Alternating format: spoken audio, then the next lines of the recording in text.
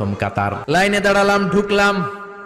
ভাগ্য ভালো, এমন একটা জায়গা পেয়েছি লেখা মাকান তাহাজ্জুদি রাসূলিল্লাহ, মানে এই জায়গায় রাসূল তাহাজ্জুদের নামাজ পড়তেন। আল্লাহর শুকরিয়া আদায় করে 2 রাকাত সালাত পড়ে আবার প্রথম কাতারে ঢুকে গেলাম। এবার বিশ্বনবীর সালাম দেওয়ার পালা। হাঁটতে লাগলাম সবার সাথে। রাউদাতুম মিন রিয়াদিল জান্নার পরে ছোট্ট একটা জায়গা, এই জায়গায় সাইয়েদনা ঈসা আলাইহিস সালাম দুনিয়াতে আসার পরে, দাজ্জালকে হত্যা করার পরে 40 বছর দুনিয়াতে থাকার পর যখন ইন্তেকাল করবেন, বিশ্বনবীর বাম হাতের এই পাশের জায়গাটাতে ওনার সেখানে কবর দেয়া হবে। সুবহানাল্লাহ, ছোট্ট একটু জায়গা, কবর দেয়া হবে সেখানে। হাঁটতে লাগলাম, এরপরে বিশ্বনবীর কবর, লেখা মুহাম্মদ রাসূলুল্লাহ সাল্লাল্লাহু,